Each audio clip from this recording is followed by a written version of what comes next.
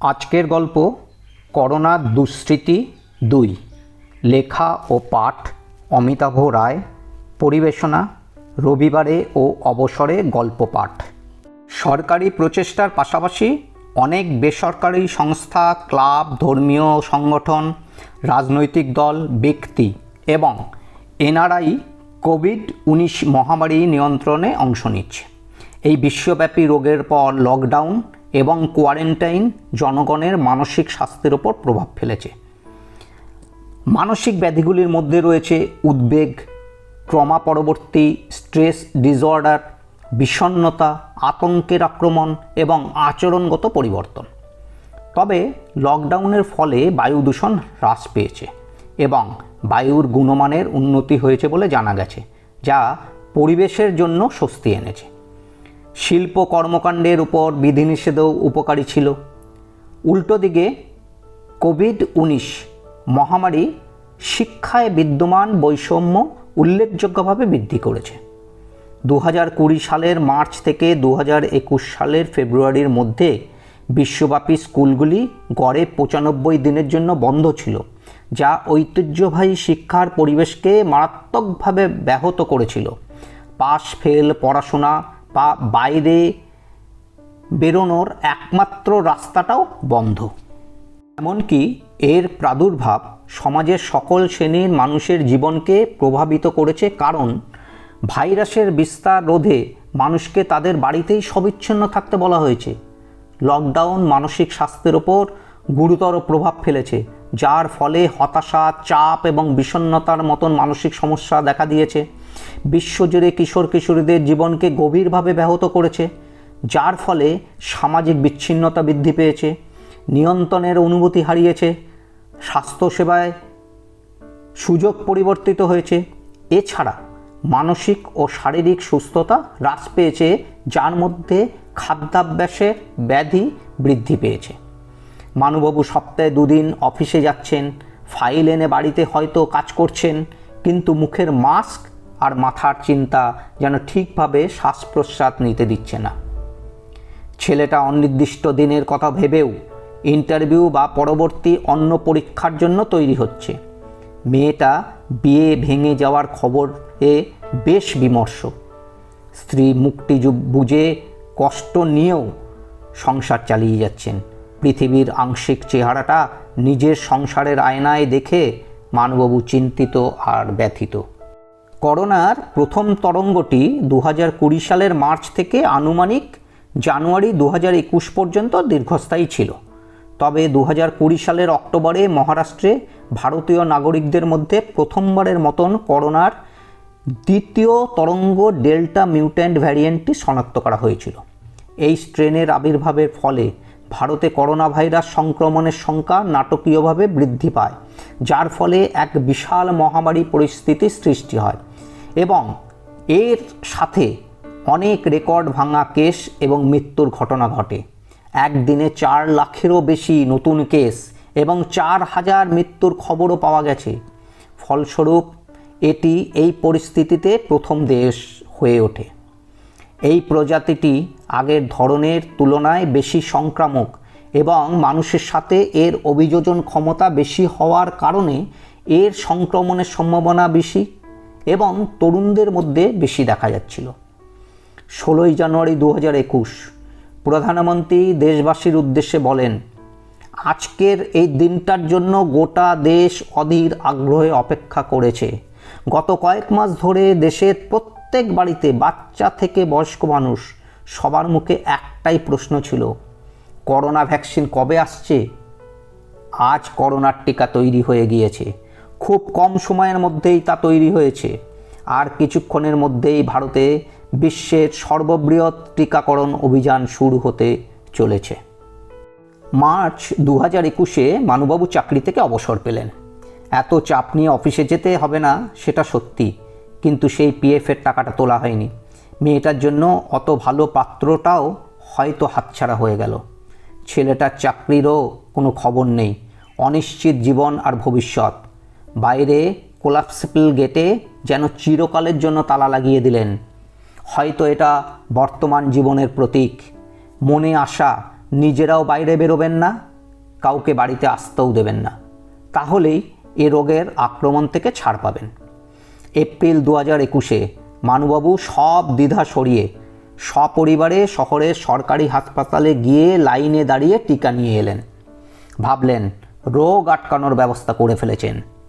পরে আরও জানা গেল, পরীক্ষায় দেখা গেছে দ্বিতীয় ডোজ দেওয়ার 7 দিন পর ভাইরাসটি প্রতিরোধে মানবদেহে 90% সক্ষমতা তৈরি হচ্ছে। রোগের গুরুত্ব বুঝে মানুবাবু সপরিবারে ঘরে এনে রাখা অক্সিমিটার দিয়ে মাঝে মাঝেই পরীক্ষা করেন, থার্মোমিটার দিয়ে তাপমাত্রা দেখেন। জানলা দরজা খুলে রাখার বিধান বৈজ্ঞানিক দৃষ্টিভঙ্গি সমর্থন করলেও নিজেদের বুদ্ধিতে ঠিক করে নেন এই রোগ আটকাতে জানলা দরজা অন্তত আটকাতে হবে। কিন্তু বিধিবাম। বিপরীতে 2021 সালের এপ্রিল থেকে অগাস্ট মাসে কোভিড-19-এর দ্বিতীয় তরঙ্গের সময় সম্পর্কিত মৃত্যুর সংখ্যা তীব্রভাবে বৃদ্ধি পেয়েছিল। এর মধ্যে মে 2021-এ ওপরের ফ্ল্যাটের ভদ্রলোক মারা যাওয়ার দিন থেকেই মানুবাবুর বিড়বিড় করে কথা বলাটা আরও বেড়ে গেল। ভদ্রলোক তো গতকালই নার্সিংহোমে ভর্তি হয়েছিলেন, কিন্তু একটা বেডেই আরেকজনের সাথে থাকতে হবে বলে নাকি চলে এসেছিলেন। ভয়ে পেয়ে মানুবাবু সহ বাড়ির কেউ মরদেহের গাড়িটা দেখার জন্য একবার বারান্দায়ও গেল না। রাত্রিবেলায় আবার খবর পেল সামনের গলির প্রথম বাড়িটায় স্বামী স্ত্রী দুজনেই শোয়ার ঘরে আগে পিছে মারা গেছেন। সেটা বাড়ির কুকুরটার একটানা কান্নায় আশেপাশের 2-1 গিয়ে জানতে পারে। মানুবাবু সপরিবারেই রাতটা না ঘুমিয়েই কাটিয়ে দিলেন। এর মধ্যেই গোদের ওপর বিস্ফোরা। যেদিন ওপরের ফ্ল্যাটের ভদ্রলোক মারা গেলেন তার 2 দিন পরেই পূর্ব নির্ধারিত সময়ে মে 2021-এ ইয়াস ঝড় আসতে পড়ল।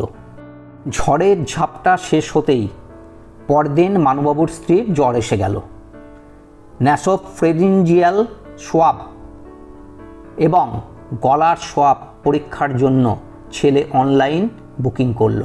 সকালে নমুনা সংগ্রহকারী ভদ্রলোকটি যে ড্রেস পরে এলেন তাতে সবার ভয় আরেকটু বাড়ল। পরদিন মোবাইলে পজিটিভ রিপোর্ট এলো। এক বন্ধু মারফত একজন করোনা বিশেষজ্ঞ ডাক্তারের সাথে অনলাইনে যোগাযোগ করে বাড়িতে আগের থেকে সংগ্রহ করে রাখা ওষুধ খাওয়ানো শুরু করে দিলেন। বাকি 3 জন আলাদা আলাদা ঘরে। দরজা দিয়ে খাবার দিয়ে পালিয়ে গেলে কি হবে? করোনার হাত অনেক লম্বা। পরপর 2 দিন ছেলে মেয়ে আর মানুবাবু আক্রান্ত হলেন। ওই অবস্থাতেই রান্না করছিলেন জোর করে, কিন্তু সেও প্রায় অসম্ভব। বন্ধু মারফত এক স্বেচ্ছাসেবী সংস্থার খবর পাওয়া গেল। তারা বিনামূল্যে একবেলা করে খাবার দিয়ে যেত। অনেক অনুরোধেও বিনিময় মূল্য নিতে তাদের অপারগতার কথা জানালো। মানুবাবু ভাবতে লাগলেন, করোনা না আসলে তো মানবিক মুখগুলোকে কোনোদিন চিনতে বা জানতে পারতেন না। বোধোদয় হওয়ার পর বৈজ্ঞানিক দৃষ্টিভঙ্গিকে সমর্থন করে ঘরের সব জানলা দরজা খুলে দিলেন। ওই বন্ধুই হোম সার্ভিসের খাওয়ার ব্যবস্থা করে দিল। 2 বেলা খাবার দরজার বাইরে রেখে ফোন করে চলে যেত। বিনিময় মূল্যের কথা জিজ্ঞেস করলে সেও পরে দেখা যাবে বলে চলে গেল। প্রায় সবার মুখ থেকে পৃথিবীতে মূল্যবোধের অবনতির কথা ইদানিং শোনা যায়, আর চারদিক দেখে বিশ্বাসও হয়। তাহলে করোনা যেমন বাতাস অনেকটা দূষণমুক্ত করেছে, এক্ষেত্রেও কি তাই?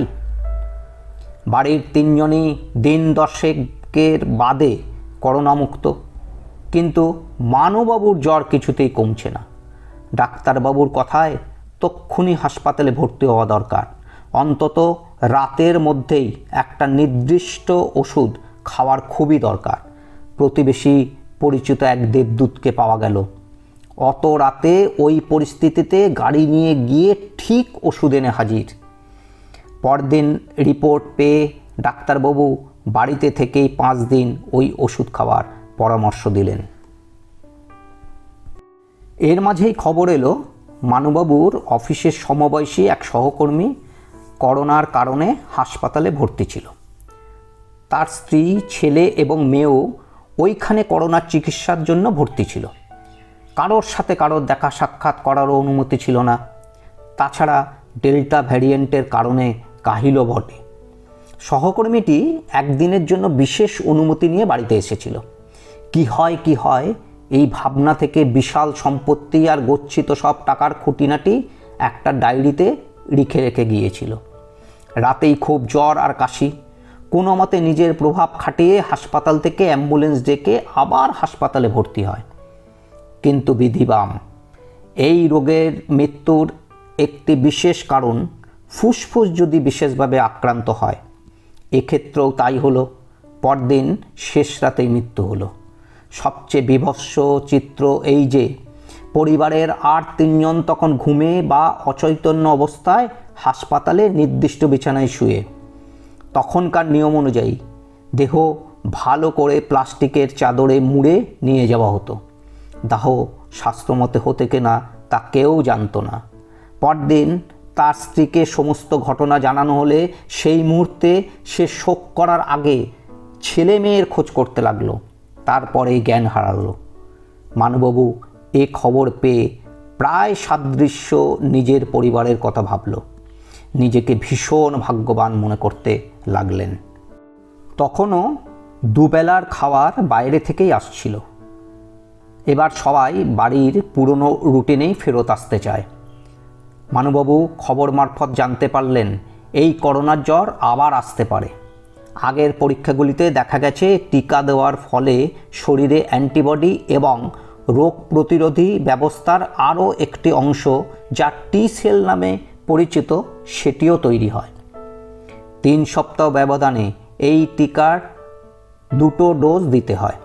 নিজেদের তো 3 সপ্তাহ পার হয়ে গেছে। সেই জন্য বাড়ির সবাই মিলে এবার কলকাতার এক হাসপাতাল থেকে 2য় ডোজ নিয়ে নিলেন। বাইরে বেরিয়ে বুঝলেন শুধু অসুখ নয়, তার আনুষঙ্গিক কারণে পরিস্থিতি বেশ খারাপই। এতদিন বৃষ্টি না চাইতেই জল পেয়েছেন। মন এবার একটু ফিরে তাকাতে চায়। যে সংস্থা প্রথম 2 দিনে বিনামূল্যে খাবার দিয়ে গিয়েছিল তাদের কয়েকজনের সাথে রাস্তায় দেখা হলে জোর করে কিছু টাকা ডোনেশন হিসেবে দিলেন, কারণ এক্ষেত্রে দান কথাটা ঠিক উপযুক্ত মনে হয়নি। ওনারা নিয়ে নিলেন। মানুবাবু বুঝলেন এতদিনের কর্মযজ্ঞে আরও টাকার নিশ্চয়ই দরকার।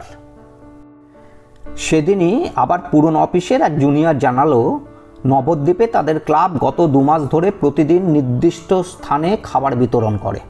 প্রতিদিন কমপক্ষে 100 জনের খাবার দেওয়া হয়। সবচেয়ে আশ্চর্য দুঃখজনক ব্যাপার, সমাজের মধ্যবিত্ত স্তরের লোকেরাও মাথায় টুপি পরে এবং মাস্কে মুখ ঢেকে লাইনে দাঁড়ায়। এদের কারোর চাকরি চলে গেছে, কারোর বা গত 6 মাস ধরে কোনো মাইনে হয় না। মানুবাবু প্রথম একদিন টাকা দেওয়ার পর খোঁজ নিয়ে দেখলেন প্রতিদিনই ডাল ভাত সবজি দেওয়া হচ্ছে। সেই মাসে ছেলে আর পরের মাসে মেয়ের জন্মদিন। এই 2টো দিন অতিরিক্ত টাকা দিয়ে মাংস ভাতের ব্যবস্থা করতে বললেন।